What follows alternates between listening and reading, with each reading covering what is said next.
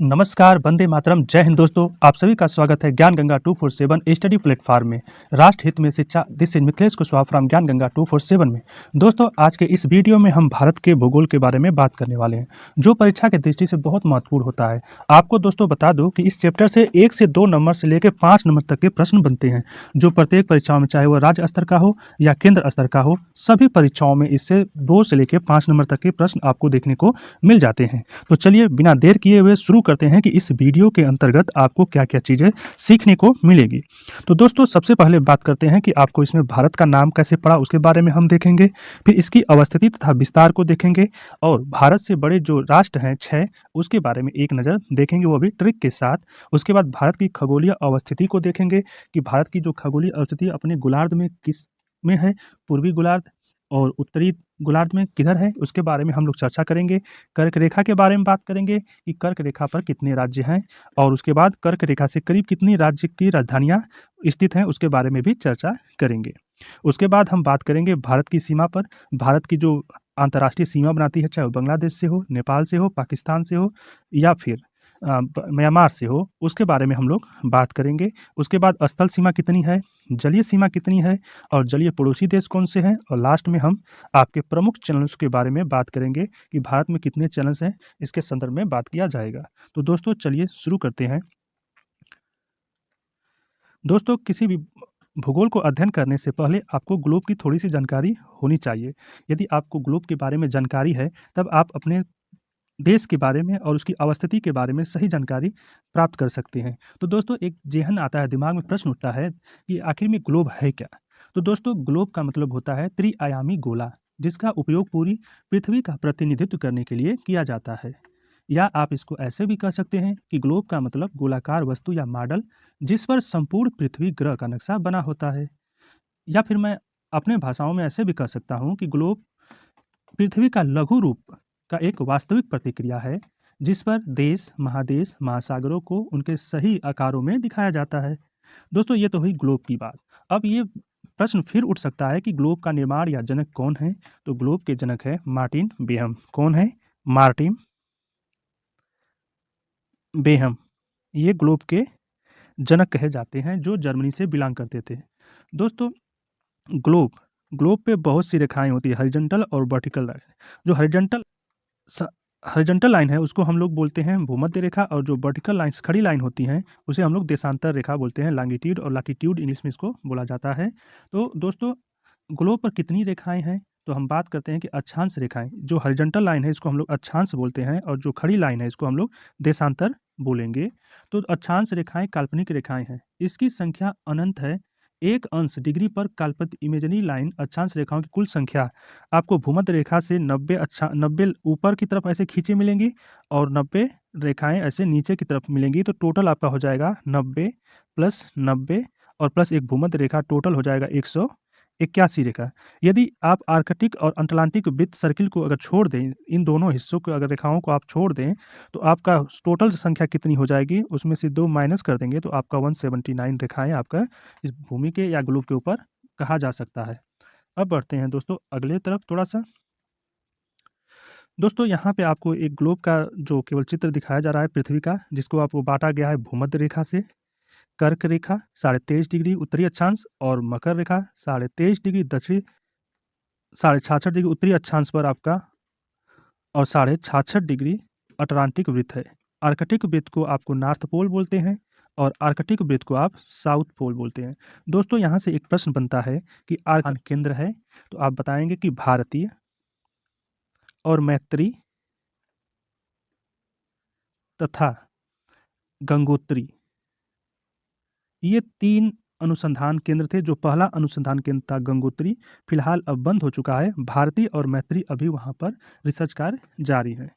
दोस्तों, अब बात करेंगे महाद्वीप के, क्योंकि पृथ्वी के ऊपर जो सबसे 7 बड़े महाद्वीप हैं, उन्हें एक नज़र देख लें, तब धीरे धीरे हम अपने भारत की तरफ रुख करेंगे।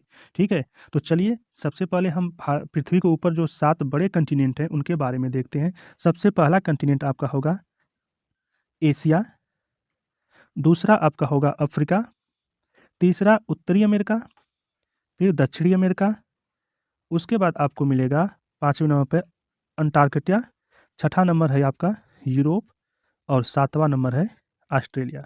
यानी आप कैसे याद करेंगे, एशिया से कहाँ जाएंगे, अफ्रीका, अफ्रीका से उत्तरी अमेरिका, उत्तरी अमेरिका से दक्षिणी अमेरिका और दक्षिणी अमेरिका के बाद आप अटलांटिका जाएंगे, अटलांटिका से यूरोप, उसके बाद ऑस्ट्रेलिया। तो इसको आप इस तरह भी याद कर सकते हैं, थोड़ा मैं लिख रहा हूँ, आप इसको देख लीजिए।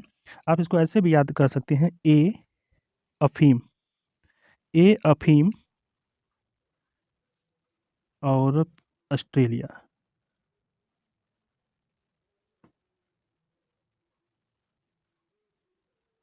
तो इसका मतलब क्या हुआ, ए से आपका एशिया, अफ्रीका, यन ए से मतलब होगा नॉर्थ अमेरिका और यस ए से साउथ अमेरिका, फिर अटलांटिका से यूरोप, ऑस्ट्रेलिया। यानी एशिया, अफ्रीका जाएंगे, अमेरिका, दक्षिणी अमेरिका, अटलांटिका, यूरोप और ऑस्ट्रेलिया। ये 7 जो आपके हैं कंटिनेंट हैं। अब एक नज़र हम उस पर भी चर्चा कर लेते हैं जो भारत से बड़े देश हैं। ठीक है, तो आइए देखते हैं। सबसे सबसे बड़ा देश आपका है रूस, उसके बाद आपका पड़ता है कनाडा, उसके बाद यूएसए, उसके बाद चाइना, उसके बाद 5वां नंबर पे ब्राज़ील और 6वां पे आपका क्या पड़ता है, यहाँ पे है ऑस्ट्रेलिया और 7वां नंबर पर प्यारा भारत, 8वां नंबर पे आपका यहाँ पे अर्जेंटीना है और 9वां नंबर आपका पड़ेगा कजाकिस्तान यहाँ पर। ठीक है, तो मैप के हिसाब से आप चलेंगे तो आप मैप को अगर देख रहे हैं तो आप रसिया से कहाँ जाएंगे, कनाडा, कनाडा से नीचे अमेरिका, अमेरिका से के बाद आप कहाँ आएंगे, फिर अपने देश के बगल में चाइना, चाइना से आप कहाँ जाएंगे, ब्राज़ील, ब्राज़ील से आप कहाँ जाएंगे, ऑस्ट्रेलिया, ऑस्ट्रेलिया से अपने प्यारे देश भारत में आ जाएंगे। देख रहे हैं, ये मैप के अनुसार यदि याद करते हैं तो आप एक सीक्वेंस देख रहे हैं कि आप मैप से नीचे उतर रहे हैं धीरे धीरे। पहले रसिया गए, रसिया से कनाडा, कनाडा से आप यूएसए, यूएसए से चाइना, चाइना से आप कहाँ आए, ब्राज़ील, ब्राज़ील से आप कहाँ आए, ऑस्ट्रेलिया, ऑस्ट्रेलिया के बाद भारत, भारत के बाद आप कहाँ चले आए, अर्जेंटीना में भी आ सकते हैं उस भारत के, क्योंकि भारत से नीचे हैं। उसके बाद आप कहाँ जाएंगे, कजाकिस्तान जो भारत के बगल में है। आप इस तरह से इसको याद रख सकते हैं। यदि आप चाहें तो इसको ट्रिक के माध्यम से भी याद रख सकते हैं कि रुख, चीन, अब आया भारत, रूस, कनाडा, यहाँ पे थोड़ा सा विषमता आ जाएगी क्योंकि अमेरिका फिर चाइना आता है। तो ये सीक्वेंस मतलब देशों का क्रम है कि आप याद कर लीजिएगा, थोड़ा सा यहाँ पे इंटरचेंज कर सकते हैं।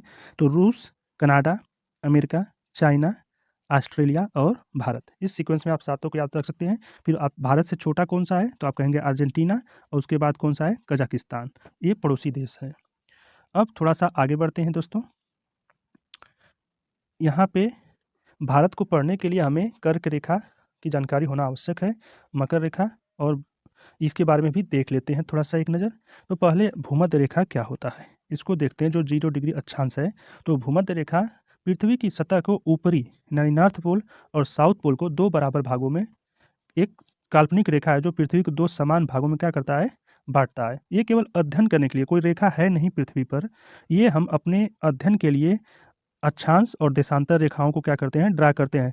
अक्षांश रेखाओं से हम उष्णकटिबंधीय क्षेत्रों के ग्रीष्म ऋतु का पता लगा सकते हैं और देशांतर रेखाएं जिसके माध्यम से हम लोग प्रत्येक देश के टाइम को पता लगा सकते हैं कि इस देश में क्या बज रहा होगा और यहाँ पे रात्रि है या दिन है। ये देशांतर के माध्यम से पता चलता है। तो आप इतना याद रखेंगे कि देशांतर रेखा केवल समय के लिए होता है और अक्षांश रेखा क्या होती है, उसमें भूमध्य रेखा से और इसकी दूरियों को मेजर किया जा सकता है। उसके बाद आपको कर्क रेखा क्या होता है, तो पृथ्वी की उत्तरतम अक्षांश रेखा है जिस पर सूर्य दोपहर के समय लंबवत चमकता रहता है। उसके बाद देशांतर रेखा क्या होता है, उत्तरी ध्रुव से दक्षिणी ध्रुव, यानी देशांतर रेखा को आप बोल सकते हैं कि जो उत्तरी ध्रुव या नॉर्थ पोल यहाँ पे है, यहाँ पे आपका नॉर्थ पोल, यहाँ पे साउथ पोल, नॉर्थ पोल से साउथ पोल। अब बात करेंगे अपने प्यारे भारत का। तो पहले अपने प्यारे भारत का नाम कैसे पड़ा, थोड़ा सा उसके बारे में हम इतिहास में जाएंगे। तो आइए थोड़ा सा कुछ इतिहास की बातों कुछ देख लें कि सिंधु घाटी सभ्यता के समय भारत में जो थी इसको संस्कृति की जननी कहा जाता था। ठीक है, तो वैदिक आर्यों का निवास स्थल सिंधु घाटी में ही था। इसी वजह से इस देश का नाम आर्यावर्त या ब्रह्मावर्त पड़ा था। या तो आप ऐसे भी कह सकते हैं कि जो दुष्यंत के पुत्र थे, वायु पुराण में एक स्टोरी है कि उसमें दुष्यंत नाम के एक राजा थे, उनका पुत्र भरत थे, उनके नामों पर अपने देश का प्यारा नाम भारतवर्ष पड़ा। दोस्तों यदि हम बुद्ध काल की बात करें तो उस समय या बौद्ध काल में तो जम्बू द्वीप के नाम से भारत को संज्ञा दी गई थी। यदि पारसीय जो ईरानी व्यक्ति सिंधु नदी को हिंदू एवं इस प्रदेश को हिंदुस्तान के नाम से संबोधित किए। तो आपका ये प्रश्न बनता है एग्जाम में कि सर्वप्रथम किस देश के निवासियों ने भारत को हिंदुस्तान की संज्ञा प्रदान की थी। तो ये आप जवाब दे सकते हैं कि यह ईरानियों या पारसियों ने। यदि बौद्ध काल में भारतवर्ष को क्या कहा जाता था, तो जम्बूद्वीप। और सर्वप्रथम हिमालय एवं विंध्य पर्वत के बीच स्थित भूभाग को कौन सा उपमा दी गई थी, तो हम उसको बताएंगे आर्यावर्त या ब्रह्मावर्त। अब दोस्तों हम भारत की खगोलीय अवस्थिति को देखते हैं। तो अब हम ग्लोब पे फिर वापस थोड़ा सा चलेंगे, फिर वापस आते हैं यहाँ पर। तो आप ग्लोब पर आए। ग्लोब पर यहाँ पे आपको जो ग्लोब दिख रहा है, यह पृथ्वी का स्ट्रक्चर, ये 0 डिग्री, अगर मान लीजिए कि मैं इसको डॉटेड लाइन से जो खींची गई है ये 0 डिग्री है। उसके बाद ये आपका देशांतर रेखाएं ऐसे खींची गई है, एक 0 देशांतर जाता है जो इंग्लैंड से गया है ग्रीनविच से। तो यहाँ पे यदि हम बात करें तो इसको 4 भागों में बांटता है, ये आपका नॉर्थ, ये साउथ, ये ईस्ट और ये वेस्ट। तो आप देख रहे हैं कि इस एरिया को आप क्या बोल सकते हैं, नॉर्थ ईस्ट, यानी उत्तरी पूर्वी भाग इसको बोल सकते हैं। तो हमारा जो, और ये जो भूमध्य रेखा है 0 डिग्री, ये पृथ्वी को 2 बराबर भागों में बांटती है। इसको बोलते हैं उत्तरी गोलार्ध, यानी उत्तरी हेमीस्फीयर, नॉर्थ हेमीस्फीयर गोलार्ध, और इसको बोलते हैं दक्षिणी गोलार्ध, यानी साउदर्न हेमीस्फीयर। अब इन दोनों गोलार्धों में, ये तो आपको पता हो गया कि जो ऊपर है आधा उसे उत्तरी गोलार्ध और जो नीचे है उसे दक्षिणी गोलार्ध कहते हैं। अब यदि 0 डिग्री का ये जो देशांतर रेखा गया है, तो ये 2 भागों में पृथ्वी को फिर ऐसे लंबवत बांट रहा है, एक पूर्वी और एक पश्चिमी, पूर्वी और पश्चिमी। इतना आपको जानकारी मिल गई। यदि मैं फिर से इसको ड्रा करके अब बताऊं कि जो भारत की अवस्थिति है वो उत्तरी गोलार्ध और पूर्वी देशांतर में है, उत्तरी गोलार्ध और पूर्वी देशांतर में है। और भारत का जो भूमध्य रेखा है से दूरी कितनी है, तो आप इसको याद रखेंगे 6 7 8 का उल्टा 8 7 6 किलोमीटर भूमध्य रेखा से क्या है, भारत की दूरी है। ठीक है, 876 किलोमीटर दूरी है कन्याकुमारी, भारत और भूमध्य रेखा के बीच की दूरी। ठीक है, तो अब चलिए हम इसको, अब आप यहाँ पे देख रहे हैं कि ये भारत का जो सबसे उत्तरतम बिंदु है और ये सबसे दक्षिणतम बिंदु है लैंड वाला, जो कि सबसे दक्षिणतम बिंदु अंडमान निकोबार में है, 6 डिग्री पे है। और ये भारत का पूर्वी है गोरमोथा, जिसे ग्वारमोथा भी कहते हैं, और ये पूर्वोत्तर भाग है किबुतु। तो प्रश्न यहाँ से बनता है, अब उसको हम लोग देखेंगे। अब ये प्रश्न बनता है कि भारत की जो अवस्थिति है, अक्षांशीय विस्तार है, वो 8 डिग्री 4 मिनट से 37 डिग्री और 6 मिनट उत्तरी अक्षांश इसको बोलेंगे। आप क्या बोलेंगे, भारत की जो अवस्थिति है 8 डिग्री 4 मिनट से 37 डिग्री 6 मिनट उत्तरी अक्षांश से लेकर ये 68 यहाँ पे है, 68 डिग्री 7 मिनट से लेकर यहाँ पे आपका 97 डिग्री 25 मिनट, 97 डिग्री 25 मिनट देशांतर के मध्य स्थित है। यानी आपको बताएंगे कि 8 डिग्री 4 मिनट से 37 डिग्री 6 मिनट उत्तरी अक्षांश और 68 डिग्री 7 मिनट से लेकर 97 डिग्री 25 मिनट देशांतर के बीच में भारत अवस्थित है। इतनी बात आपको पता चल गई होगी। अब भारत की जो लंबाई की बात किया जाए तो भारत की पूर्व से पश्चिम की लंबाई टोटल कितनी है, 2933 किलोमीटर। और उत्तर से दक्षिण की जो लंबाई है वो है 14 किलोमीटर लगभग है। तो यानी कि उत्तर से दक्षिण की जो चौड़ाई है वो 14 किलोमीटर और पूर्व से पश्चिम 33 किलोमीटर भारत की चौड़ाई आप कह सकते हैं। अब आगे यह प्रश्न उठता है कि यहाँ पर जो भारत में सबसे उत्तरतम बिंदु को क्या बोलते हैं, उसको बोलते हैं इंदिरा कॉल। सबसे दक्षिणतम बिंदु को क्या बोलते हैं, इंदिरा पॉइंट। यहाँ पे जो क्या बोलते हैं, तमिलनाडु के रामेश्वर में स्थित है। ठीक है, और पश्चिमी बिंदु क्या है, गुजरात का गौरमोता या गुहार मोती कहते हैं। और पूरब में है किबुथु, एक गांव है जहां पर पूर्वोत्तर बिंदु हमारा स्थित है। लेकिन यदि हम भारत की बात, तो जल समुद्री सीमा में भी है। तो यहाँ पे जो सबसे दक्षिणतम बिंदु, जो ग्राउंड को छोड़ दीजिए, तो 6 डिग्री पे है, उसका नाम होता है पिगमिलियन पॉइंट, ग्रेट निकोबार में यह स्थित है। अब दोस्तों भारत से जो कर्क रेखा गुजरती है वो 8 राज्यों से होकर गुजरती है। अब वो 8 राज्य कौन से हैं, आप उसको याद रख सकते हैं। मित्र, चल ही नहीं रहा है, अच्छा याद करिए, मित्र पर गमछा जार, मतलब आपका हो जाएगा गुजरात, राजस्थान, उसके बाद मध्य प्रदेश, उसके बाद छत्तीसगढ़ में आप जाएंगे, फिर झारखंड होते हुए, फिर पश्चिम बंगाल, उसके बाद यहाँ पे आपका हो जाएगा त्रिपुरा, और उसके बाद आपको मिलेगा मिजोरम। यानी 8 राज्य कौन से होंगे, गुजरात, राजस्थान, मध्य प्रदेश, छत्तीसगढ़, झारखंड, पश्चिम बंगाल, त्रिपुरा और मिजोरम। ये आप इसको याद रखेंगे। अब नेक्स्ट है कि भारत का जो IST है, भारत का मानक समय जो स्टैंडर्ड टाइम जो है वो कहाँ से गुजरता है, तो वो 82.5 डिग्री से 82.5 डिग्री से वो गुजरता है और वो उत्तर प्रदेश के नैनी से होकर 5 राज्यों से जाता है। वो आपके 5 राज्य हैं, उत्तर प्रदेश, मध्य प्रदेश, मध्य प्रदेश के नीचे छत्तीसगढ़, उसके बाद उड़ीसा और आंध्र प्रदेश से होते हुए ये जाता है। आप इसे भी याद रख लेंगे। अब मैंने कहा था कि हम भारत की स्थलीय सीमा की बात करेंगे। तो भारत की जो स्थलीय सीमा है, देखिए भारत की 2 सीमाएं बनेंगी। एक यहाँ से, जैसे इसको बाउंड्री बोलते हैं, लैंड लॉक है, इसको हम लोग स्थलीय सीमा बोलेंगे।